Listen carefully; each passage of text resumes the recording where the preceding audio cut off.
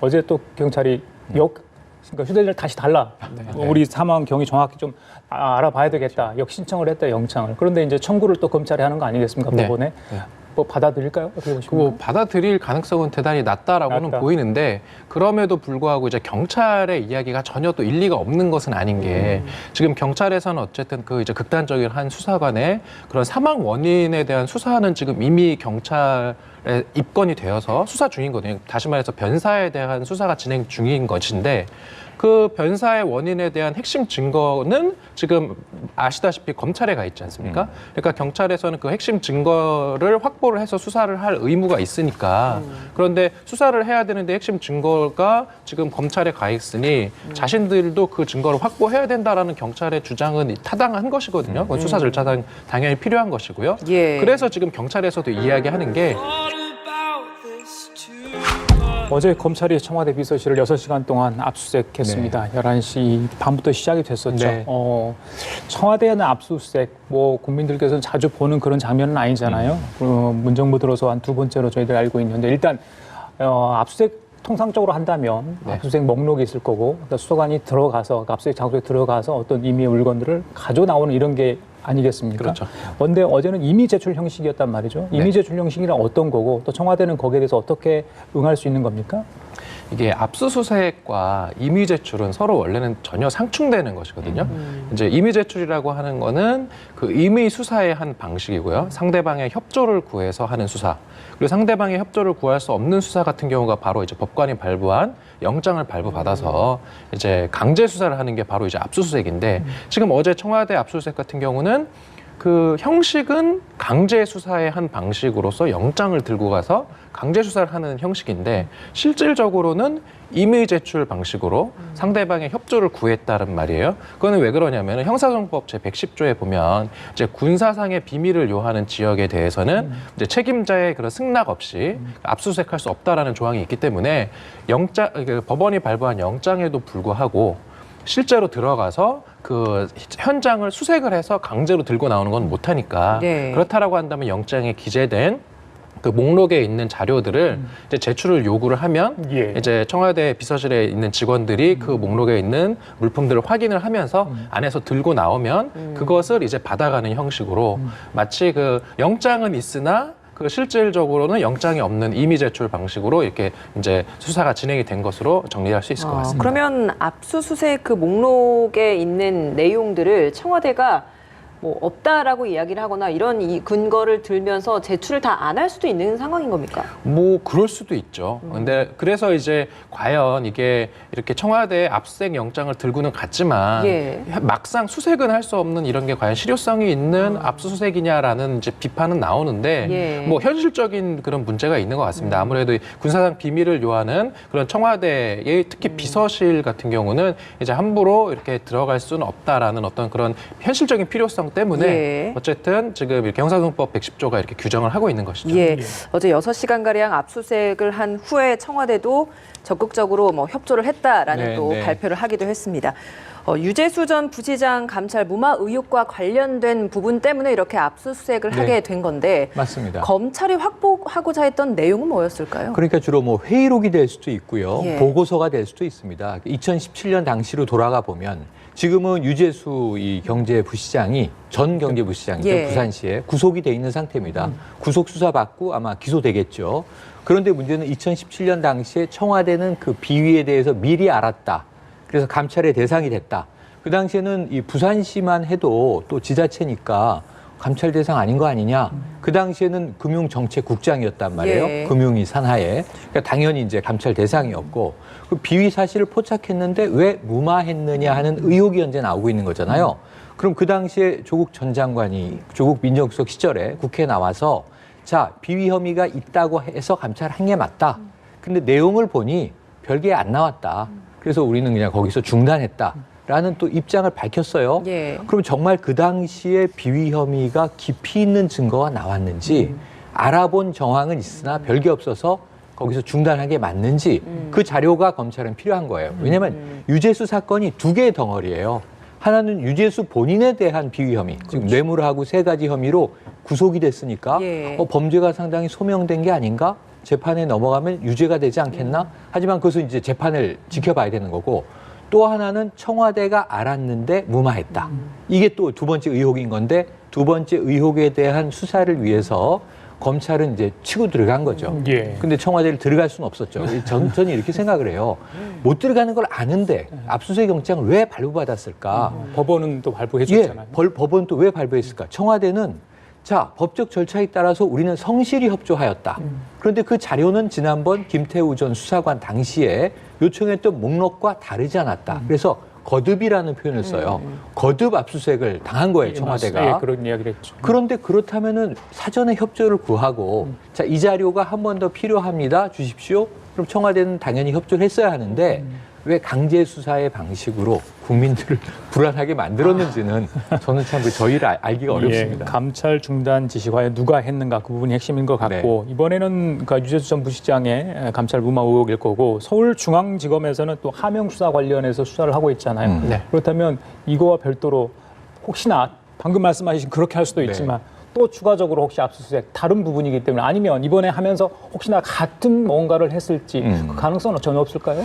그러니까 어제 이제 압수수색한 곳은 동부지검이었고, 그렇죠. 그다음에 범죄 혐의는 이제 그 감찰 무마 의혹이었고, 그다음에 지금 앵커께서 말씀하신 거는 이제 중앙지검이 현재 수사를 하고 있는 이제 김기현 그 이제 하명 수사 의혹이지 않습니까? 결국은 수사 기관이 다르고 또 범죄 혐의가 다르다라는 점에서 어제의 압색과는 별개로 추가적으로 중앙지검에서 압수수색을 할 가능성은 좀 상당히 높아 보인다라고 저는 보고 있습니다.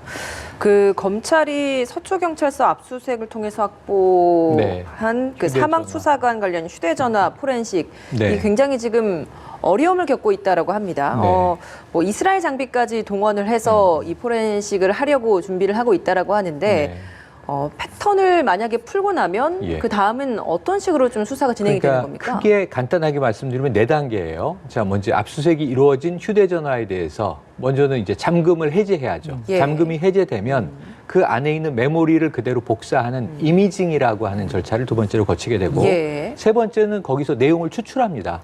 이게 모든 내용이 아니라 뭐 다양한 개인의 정보부터 다 있을 텐데 관련 정보를 마치 압수수색 목록이나 마찬가지로 동선이 필요하다든가 뭐 파일이 필요하다든가 사진이 필요하다든가 그러한 부분들을 추출해내고 마지막 단계가 분석에 들어가는 거예요. 그래서 경찰은 입회라도 요구했고 자, 검찰은 입회라는 표현을 굳이 안 쓰더라고요. 참관까지는 허용했다.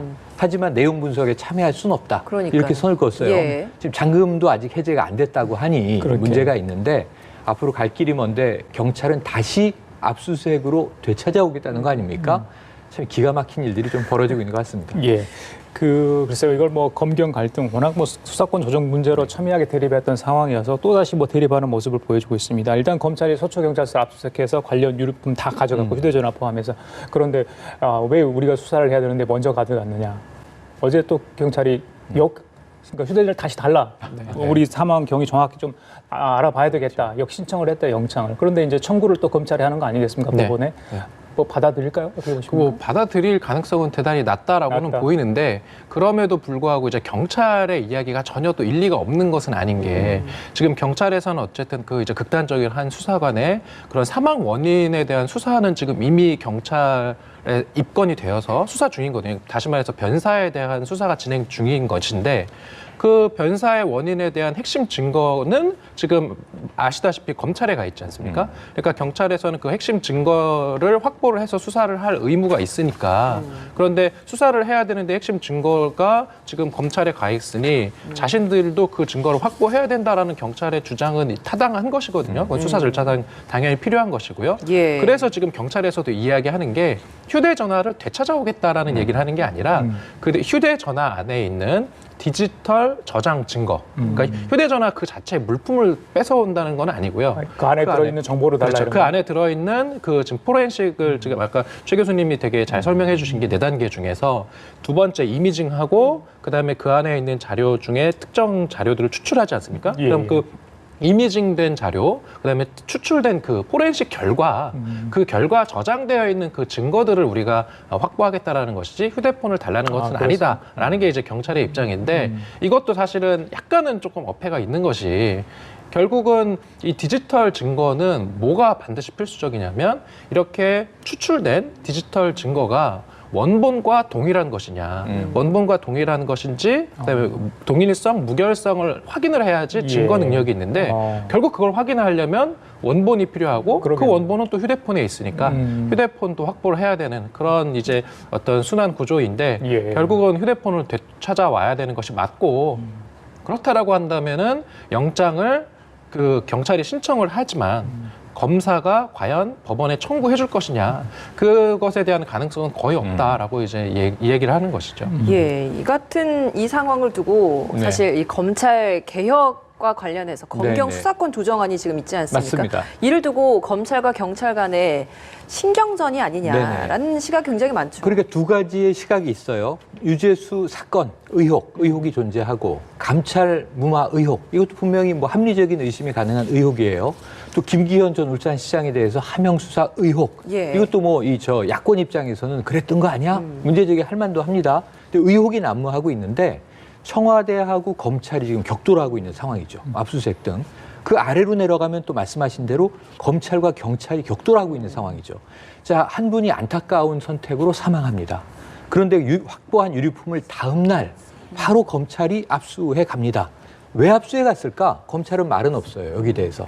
다만 추정할 뿐인데 보도가 그날 나옵니다. 그 유서에 내 휴대전화를 초기화하지 말아달라는 이야기가 담겨 있더라. 근데 이 오보라고 확인이 됩니다. 나중에. 청와대도 이거 문제 있다. 허위사실 보도하지 말아달라 이런 또 요청을 해요. 그런데 휴대전화는 검찰에 가 있어요. 지금 못 풀고 있다고 해요. 경찰은 이거 도로 내놓으라고 해요. 이게 뭐냐 이거예요. 국민들이 보기에. 이유를 몰라요. 이유는 모르겠어요. 왜 그렇게 신속하게 이런 일이 벌어지는지. 이런 부분에 대해서 말씀하신 대로 우리가 추정하고 해석해 보기에는 결국은 앞으로 이제 검찰은 개혁 대상인데 무소불위에 통제받지 않는 권력에 대한 개혁에서 이 경찰과 수사지휘권, 수사권을 나눠야 되는 입장 아니겠습니까? 그러니까 이게 지금 묘한 기싸움, 힘겨루기다. 이 과거를 거슬러 올라가면요. 지금 청와대에서 우리는 울산에 이 당시 행정관이 간 것은 고래고기 사건을 알아보러 간 것이다. 이 또한 검경 수사권의 격돌이에요. 부산 지역에서. 그래서 여기저기서 검경의 충돌이 일파만파인데 빨리 좀 제가 보기에는 검경이 국민을 위한 공권력임을 명심하고 이런 잡음들을 안내해야 하지 않는가. 서로 개혁할 부분은 상호 개혁을 하고 상생할 부분은 상생해야 될 텐데 이 충돌하는 모습들은 정말 국민들 눈에 좀 보기 좋지 않을 것 같습니다. 하명 수사 의혹에 어찌 보면 당초가 됐다고 할 수 있을까요? 김기현 전 울산시장 측근 비료 문건 작성 과정 어제 청와대가 조목조목 공개를 했습니다. 어떻게 작성이 됐고 그게 어떻게 경찰에까지 내려갔는지 이야기입니다. 특감반이 작성한 게 아닙니다. 민정비서관실 소속 행정관, 지금은 국무총리실에 있는 사무관 이렇게 밝혀졌죠. 공직자로부터 SNS로 제보를 받았다. 이런 내용이 핵심이었던 것 같아요. 어제 내용은. 그러니까 지금 나오고 있는 그 의혹이 결국은 하명수사 의혹이라는 게 뭐냐면 청와대에서 첩보를 경찰청에 내려보내서 그 선거에 어떤 영향을 미칠 목적으로 이제 특정 후보에 대한 그 수사를 진행시켰다라는 것이지 않습니까? 그런데 이제 어제 브리핑의 핵심은 뭐냐면 자기들이 이렇게 내려보낸 이제 원인이 된 그 첩보의 입수 과정이 그 첩보를 적극적으로 수집을 한 게 아니라 제보받은 것이다. 퇴직한 공직자로부터 제보를 받았다라는 것이고 그 제보를 받은 그 행정관이 그 제보자를 알게 된 경위는 그냥 캠핑장에서 만나서 우연히 알게 된 사람이었다라는 이제 이야기를 하면서 결국은 청와대에서 어떤 특정 인물을 찍어서 수사를 하라. 그다음에 선거에 개입을 하려고 했다라는 이런 하명 수사 의혹에 대해서 적극적으로 해명을 하는 그런 모습이었습니다. 그렇다면 이 제보자가 누구일까가 굉장히 좀 관심이 많이 갔는데 이게 또 저녁에 또 바로 뉴스 보도로 나왔습니다. 송병기 현 울산시 경제부시장인데 이 인물이 어떤 인물입니까? 그래서 오늘 보면 깜짝 놀랄 일이죠. 사실은 이게 울산시에서 국장급으로 재직했던 이 지자체 공직자 맞습니다. 그런데 그 이후에 이제 공직을 그만두고 나와서 김기현 울산시장 시절에 이 송철호 울산시장 후보의 캠프로 들어와요. 그러니까 어찌 보면 이제 지금 당시에는 새누리당 지방정부에서 민주당 지방정부 후보 캠프로 들어와서 활동을 하다가 당선이 되자 경제부시장이 된 거예요. 최측근이라고 합니다. 송철호 현 시장에. 그러니까 지금 이게 의심받기 마땅한 일이 또 벌어졌어요. 그런데 제가 좀 어제 곰곰이 생각해 보다 보니까 예. 청와대 해명도 맞고 의심도 또 합리적인 의심이에요. 이건 이제 수사로 밝혀져야 되는데 어떤 상황이냐면 청와대는 개인정보를 어제 노출하지 않았습니다. 개인 신상 보호에 예. 대한 문제가 있다. 다만 공직자 출신으로 알고 있다. 행정관과 캠프장에서 만났다더라. 그리고 이 긴밀한 사이는 아닌데 SNS로 제보가 들어와서 행정관은 그것을 보고서 형태로 문서 정리를 해서 이첩했고 예. 그것이 경찰로 간 것이다. 아주 구체적으로 밝혔습니다. 다만 인물 정보는 취재하면 아시게 될 거라고 본다라는 백브리핑이 있었어요. 뭐 바로 나왔죠. 그런데 지금 알고 보니까 송철호 현 시장의 최측근인 경제부시장이니 이 사람이 제보했다면 의도성이 엿보이지 않느냐. 이건 정치적으로 시끄러워질 쟁점인데 그 당시로 돌아가 보면 제보를 받고 수사하던 시절로 돌아가 보면 청와대 발표가 또 맞는 거예요. 그 울산시에서 근무한 국장 출신이 맞는데 그 시기에는 공직에서 나와서 거기까지는 맞는 거예요. 야인으로 지낸 거고 때문에. 예. 그 결과 지금 현재 부시장인 거니까 그 당시엔 또 부시장이 아니었단 말이에요. 예. 왜냐하면 이제 지방선거가 있기 전이니까. 그래서 청와대 해명도 맞고 지금 보면 의도성에 대한 의심도 들고 이 부분은 결국은 검찰 수사로 밝혀져야 될 것 같고 청와대 말을 액면 그대로 받는다면 절차상 위법한 문제는 없어요. 다만 이것이 청부 제보가 아니냐, 청부 수사가 아니냐, 청부 감찰이 아니냐 하는 부분에 대해서 그 당시에 청와대는 왜 그럼 걸러내지 못했을까? 이런 부분들에 대한 고민들은 조금 되는 날이네요. 그렇다면 송병기 울산시 경제부시장이 자발적으로 과연 했느냐? 네. 뭐 SNS 통해서 제보를 했다고 해서 맞습니다. 조금 어제 발표 내용하고 송병기 부시장이 언론에 이야기하는 건 좀 달라요. 그래서 진실공방은 바로 여기서 송병기 부시장이라는 인물이 이제 확인되고 노출이 된 상황에서 청와대는 SNS로 제보가 들어와서 외부에서 들어온 첩보를 내부에서 가공하지 않고 자연스럽게 일부만 경찰로 보낸 것이다. 정리 요약했다. 예. 처음에 자료는 좀 난삽했다라는 표현을 쓰고 있어요. 그런데 지금 송병기 부시장에게 언론이 가서 취재를 하는 거죠. 제보하게 된 배경과 계기가 뭡니까? 예. 물어봐서 답했다. 이렇게 답을 해버렸어요. 예. 이게 청와대 입장하고 좀 부딪히는 겁니다. 그러면 청와대는 적극적으로 첩보를 수집한 것이 아니고 들어온 것을 그냥 간단하게 정리해서 넘긴 것인데 지금 당사자는 내가 적극적으로 제보한 게 아니고 캐 물어서 답을 해줬다는 얘기가 돼버리니까 그럼 이건 마치 청와대가 또 적극적으로 첩보를 수집한 것 같은 뉘앙스가 돼버렸습니다. 이 진실공방의 이제 결과가 아마 제가 보기에는 가장 중요한 하나의 단초가 되지 않겠는가 예상을 해봅니다. 예, 여기까지가 지금까지 나온 이 맞습니다. 상황인 것 같습니다.